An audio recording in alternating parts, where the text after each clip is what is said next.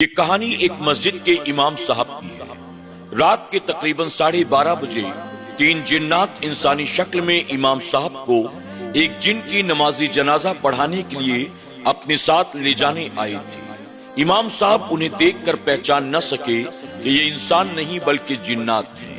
امام صاحب نماز جنازہ پڑھانے کے ارادے سے ان تینوں جنات کے پیچھے پیچھے چل پڑے۔ کچھ دور جانے کے بعد امام صاحب کو اس بات کا احساس ہوا کہ یہ انسان نہیں بلکہ جنات معلوم دیتے ہیں۔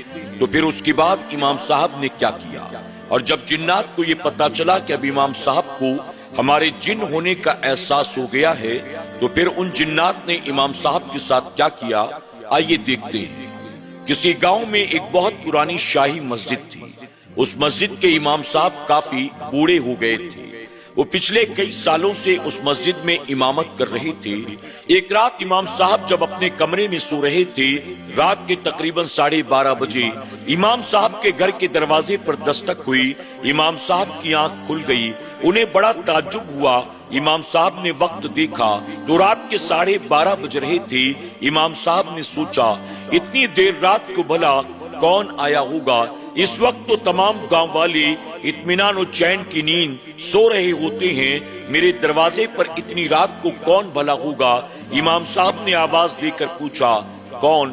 تو باہر سے آنے والے کسی شخص نے کہا، حضرت گھر کا دروازہ کھولیے، ہم آپ کو نماز جنازہ پڑھانے کے لیے بلانے آئے ہیں۔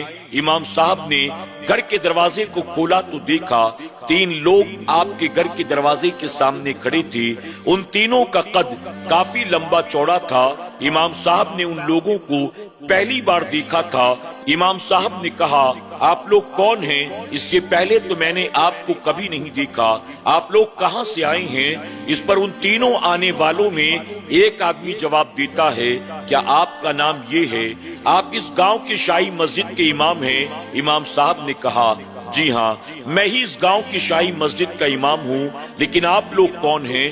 اس پر ان آنے والوں میں سے ایک آدمی جواب دیتا ہے، ہم فلاں گاؤں کے رہنے والے ہیں، ہمارے بھائی کا انتقال ہو گیا ہے اور ہمارے بھائی کی خواہش تھی کہ آپ ہی اس کی نماز جنازہ کو پڑھائیں۔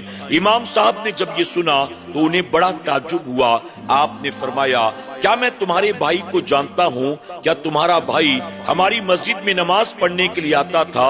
اس پر آنے والے اس شخص نے کہا، نہیں، آپ میرے بھائی کو نہیں جانتے، لیکن میرا بھائی آپ کو بہت اچھی طرح سے جانتا ہے۔ میرا بھائی آپ سے بے پناہ محبت کرتا تھا۔ امام صاحب نے کہا، میں تمہارے بھائی کو نہیں جانتا اور تمہارا بھائی مجھے بہت اچھی طرح سے جانتا تھا، بڑی حیرت کی بات ہے، بھلا ایسے کیسے ہو سکتا ہے؟ اس پر اس آنے والے شخص نے کہا، جب آپ فلاں علاقے میں رہتے تھے، آپ لوگوں کو قرآن شریف کی تعلیم دیا کرتے تھے۔ آپ کے قرآن شریف کی تلاوت کا انداز اتنا خوبصورت ہے، اتنا خوبصورت ہے کہ میرا بھائی آپ کے قرآن شریف کی تلاوت کو سننے کے لیے آپ کے گھر میں آ کر محفل میں بیٹھ جایا کرتا تھا۔ آپ سے اس نے کبھی ملاقات نہیں کی، کبھی وہ آپ کے سامنے حاضر نہیں ہوا۔ امام صاحب نے جب یہ باتیں سنی انہیں بڑا تعجب ہوا، لیکن اس کے باوجود بھی امام صاحب کو اس بات کا احساس نہ ہوا کہ یہ لوگ انسان نہیں بلکہ جنات میں سے ہیں۔ امام صاحب نے کہا، اگر واقعی تمہارے بھائی کی ایک خواہش تھی کہ میں اس کی نماز جنازہ پڑھاؤں تو ٹھیک ہے، میں اس کی نماز جنازہ پڑھانے کے لیے تیار ہوں۔ آپ لوگ تھوڑی دیر انتظار کریں، میں سو رہا تھا، میں کپڑے تبدیل کر کے وضو کر کے ابھی آتا ہوں، پھر ہم چلتے ہیں۔ امام صاحب نے دروازہ لگا دیا۔ وہ تینوں افراد یوں ہی آپ کے گھر کے دروازے پر کھڑے رہے۔ امام صاحب جاتے ہیں، کپڑا تبدیل کرتے ہیں، اچھی طرح سے وضو کرتے ہیں، اس کے بعد اپنی بیوی کو جگاتے ہیں۔ جگانے کے بعد سارا معاملہ بتاتے ہیں اور بتا کر کہتے ہیں، میں پڑوس کے گاؤں میں نماز جنازہ پڑھانے کے لیے جا رہا ہوں، تم دروازہ بند کر لو، جب میں واپس آؤں گا تو دروازہ کھول دینا۔ یہ کہہ کر امام صاحب اپنی بیوی سے رخصت ہو کر ان تینوں لوگوں کے پیچھے پیچھے چل پڑتے ہیں۔ کچھ دور جانے کے بعد امام صاحب کو اس بات کا احساس ہوا کہ ان تینوں انسانوں کی رفتار جو ہے یہ انسانوں والی معلوم نہیں دیتی۔ اتنی تیزی کے ساتھ یہ تینوں جا رہی ہیں جبکہ میں ان کی برابری میں چل بھی نہیں پاتا۔ امام صاحب نے آواز دے کر کہا، ذرا آہستہ چلو، میں تمہاری برابری نہیں کر پا رہا ہوں۔ اس پر ان میں سے اسی آدمی نے جواب دیا، آپ آرام سے آئیں، کوئی مسئلہ نہیں ہے۔ اس طرح سے وہ تینوں تیزی کے ساتھ آگے آگے چلتے رہے اور امام صاحب ان کے پیچھے پیچھے ان کی برابری کرنے کی کوشش کرتے رہے۔ کچھ دیر کے بعد وہ چاروں لوگ گاؤں سے باہر نکل جاتے ہیں۔ اب باہر نکل جانے کے بعد وہ تینوں لوگ اپنے رخ کو گاؤں سے دائیں جانب کی طرف پھیرتے ہیں، جس طرف دور دور تک کسی آبادی کا نام و نشان تک نہیں تھا۔ وہ تیزی کے ساتھ آگے بڑھتے چلے جا رہے تھے۔ جب امام صاحب نے ان تینوں کو ویرانے کی طرف آگے بڑھتا دیکھا، ان کے دل میں ڈر پیدا ہو گیا۔ امام صاحب نے ان تینوں کو آواز دے کر کہا، رکو، ارے ذرا رکو تو صحیح، کہاں جا رہے ہو؟ امام صاحب کی آواز کو سن کر وہ تینوں ٹھہر جاتے ہیں۔ امام صاحب ان کے قریب پہنچتے ہیں اور قریب پہنچنے کے بعد کہتے ہیں، تم تینوں اجنبی معلوم دیتے ہو، تمہیں ہمارے گاؤں میں آنے جانے کے راستے تک کا پتہ نہیں ہے، آخر تم مجھے کہاں لے جانا چاہتے ہو؟ تم جس طرف جا رہے ہو اس طرف دور دور تک کسی آبادی کا نام و نشان تک نہیں ہے، اس طرف تو ویرانہ ہے، اندھیرا ہے، سناٹا ہے، یہ تم کہاں جا رہے ہو؟ تم میرے ساتھ چلو۔ ان تینوں نے کہا، نہیں، آپ ڈرے نہیں، آپ ہمارے ساتھ چلیں، ہم آپ کو بالکل صحیح جگہ لے جا رہے ہیں۔ جب ان لوگوں نے یہ کہا، امام صاحب کے دل میں پہلی بار ڈر پیدا ہو گیا۔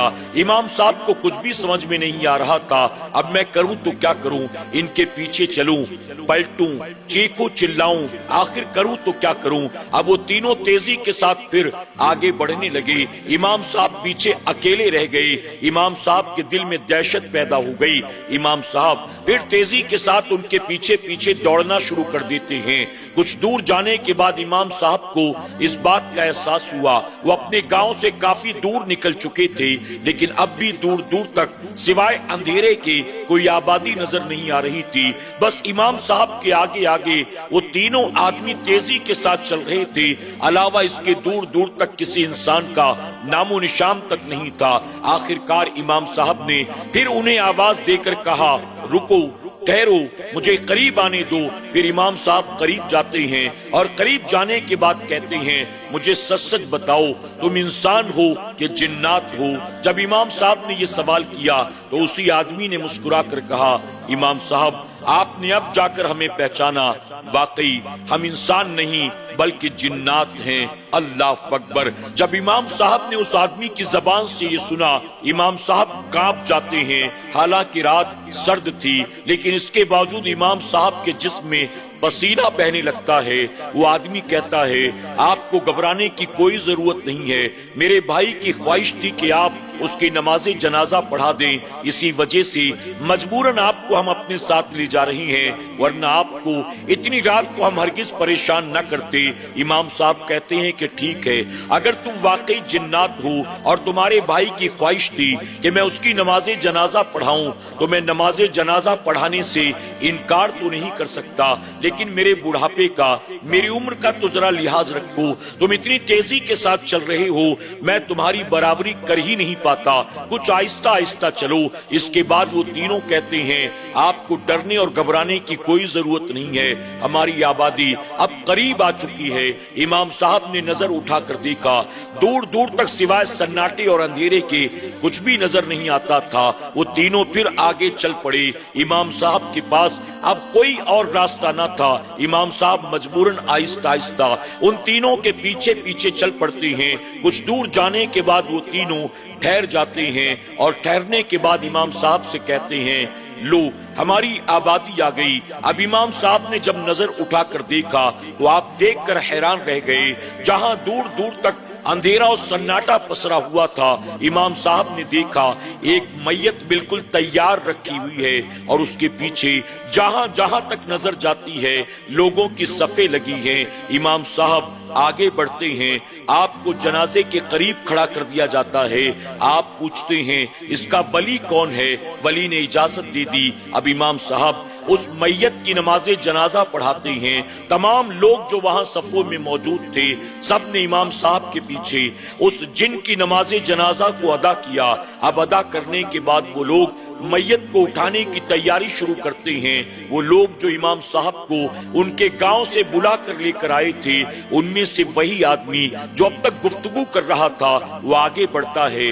آگے بڑھنے کے بعد اپنی جیب سے کچھ کوئلے کے ٹکڑے نکالتا ہے اور اپنے ہاتھ کو امام صاحب کی طرف بڑھا دیتا ہے اور کہتا ہے کہ حضرت آپ کا بہت بہت شکریہ، آپ نے میرے بھائی کی خواہش کو پورا کر دیا۔ اگر میرے بھائی کی ایک خواہش نہ ہوتی ہم اتنی رات کو اور اس عمر میں آپ کو پریشان نہ کرتے۔ بہرحال اگر ہم سے کوئی غلطی ہو گئی تو ہمیں معاف کر دیں، یہ آپ کا نذرانہ ہے۔ یہ کہہ کر وہ اپنی مٹھی کو امام صاحب کے سامنے کھول دیتا ہے۔ اس مٹھی کے اندر سوائے کوئلے کے چند ٹکڑوں کے اور کچھ نہ تھا۔ امام صاحب نے جب دیکھا کہ نذرانے کے طور پر یہ مجھے کوئلہ دے رہا ہے تو امام صاحب کو سمجھ میں نہیں آیا لوں یا انکار کر دوں۔ بہرحال کچھ دیر سوچ وچار کرنے کے بعد امام صاحب نے اس جن کے ہاتھ سے ایک چھوٹے سے کوئلے کے ٹکڑے کو اٹھایا اور اٹھانے کے بعد کہا اب اجازت ہو تو میں اپنے گھر واپس چلا جاؤں۔ ان لوگوں نے کہا جی حضرت آپ واپس جا سکتے ہیں۔ امام صاحب اپنے گاؤں کی طرف پلٹتے ہیں۔ آپ نے اپنے رخ کو پھیرا اور چند قدم چلے۔ چند قدم چلنے کے بعد امام صاحب رکتے ہیں۔ رکنے کے بعد دوبارہ پلٹ کر ان لوگوں کی طرف دیکھتے ہیں۔ اب امام صاحب نے جب دوبارہ پلٹ کر اس طرف دیکھا تو ان کی آنکھیں پھٹی کی پھٹی رہ گئی۔ دور دور تک سوائے سناٹے اور اندھیرے کی کوئی نظر نہیں آتا تھا۔ ابھی امام صاحب نے چند سیکنڈ پہلے جہاں جنازہ پڑھایا تھا، آپ نے جہاں ہر طرف لوگوں کے ہجوم کو دیکھا تھا، اب وہاں کوئی ایک بھی نظر نہیں آتا تھا۔ صرف ٹھنڈی ہواؤں کے جھونکے چل رہے تھے، اندھیرا تھا، سناٹا تھا۔ امام صاحب کے دل میں ایسا خوف، ایسی دہشت پیدا ہوئی، امام صاحب اسی مقام پر بے ہوش ہو کر زمین پر گر جاتے ہیں۔ جب امام صاحب کو ہوش آیا تو آپ نے دیکھا کہ میں اپنے گھر میں موجود ہوں۔ امام صاحب کی بیوی ان کے منہ پر پنکھا چل رہی تھی، ان کے منہ پر پانی کے چھینٹے مارے جا رہے تھے اور چاروں طرف سے لوگوں نے امام صاحب کو گھیر رکھا تھا۔ جب امام صاحب کو ہوش آیا تو تمام لوگ پریشان امام صاحب سے طرح طرح کے سوال پوچھنا شروع کر دیتے ہیں۔ حضرت آپ کی اہلیہ نے ہمیں بتایا کہ رات کے 12:30 بجے 3 دن پہلے آپ کسی کی نماز جنازہ پڑھانے کے لیے گئے تھے اور اس کے بعد آپ پلٹ کر نہیں آئے۔ ہم نے آپ کو بہت تلاش کرنے کی کوشش کی، آخرکار 3 دن کے بعد آپ ہمیں ملے۔ فلاں جنگل کے پاس آپ زمین پر بے ہوش پڑے ہوئے تھے۔ آپ ہمیں بتائیں کہ پورا معاملہ کیا ہے؟ آپ تو کسی کی نماز جنازہ پڑھانے کے لیے گئے تھے، پھر آخر آپ وہاں کیسے پہنچ گئے؟ آپ بے ہوش کیسے ہو گئے؟ اب امام صاحب اٹھ کر بیٹھتے ہیں، اپنے سر کو پکڑتے ہیں اور اس کے بعد تمام باتوں کو آہستہ آہستہ یاد کرنے کی کوشش کرتے ہیں۔ اب تمام باتوں کو یاد کرنے کے بعد امام صاحب کو یہ بات یاد آتی ہے کہ آخری وقت میں ان لوگوں نے نذرانے کے طور پر مجھے کوئلہ دیا تھا اور میں نے کوئلے کے ٹکڑوں میں سے ایک ٹکڑا اٹھا کر اپنی جیب میں رکھ لیا تھا۔ امام صاحب کو جیسے ہی بات یاد آتی ہے انہوں نے فوراً اپنی جیب میں ہاتھ ڈالا، یہ دیکھنے کے لیے کہ واقعی یہ واقعہ حقیقت ہے یا خواب ہے۔ اب امام صاحب نے اپنی جیب میں ہاتھ ڈال کر جب اس کوئلے کے ٹکڑے کو نکالا تو دیکھ کر حیران رہ جاتے ہیں۔ آپ نے اپنی جیب میں کوئلے کا چھوٹا سا ٹکڑا ڈالا تھا، لیکن اب وہ کوئلہ نہ تھا بلکہ ایک چمکتا ہوا قیمتی ہیرا بن چکا تھا۔ امام صاحب نے اس کو دیکھا تو حیران رہ گئے۔ گاؤں والوں کو کچھ بھی سمجھ میں نہیں آ رہا تھا آخر معاملہ کیا ہے۔ پھر امام صاحب نے تمام گاؤں والوں کو ترتیب وار پوری کہانی سنا دی اور آپ نے بتایا کہ اس طرح سے جنات مجھے اپنے ساتھ ایک جن کی نماز جنازہ پڑھانے کے لیے لے گئے تھے۔ اللہ اکبر! گاؤں والوں نے جب یہ سنا تو ان کے دل میں بھی ڈر اور دہشت پیدا ہو گئی۔ گاؤں والے یہ کہنے لگے یہ تو آپ ہیں، عالم دین ہیں، آپ ہیں مسجد کے امام ہیں، دیندار ہیں، اللہ نے آپ کی حفاظت کی۔ آپ کی جگہ ہم میں سے اگر کوئی ہوتا تو شاید وہ زندہ بھی واپس نہ آتا۔ امام صاحب نے اللہ کا شکر ادا کیا۔ سبحان اللہ۔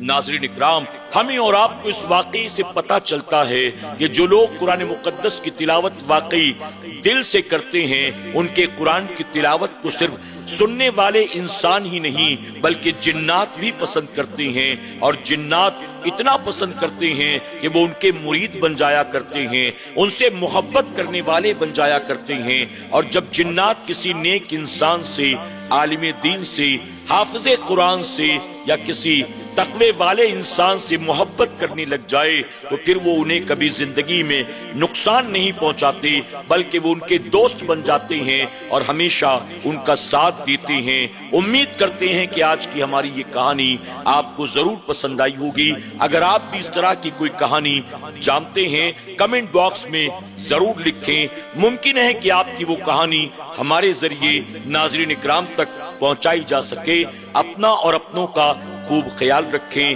اللہ تبارک تعالیٰ آپ سب کے علم میں، عمل میں، اخلاص میں، رزق میں خوب برکتیں عطا فرمائے۔ آمین یا رب العالمین۔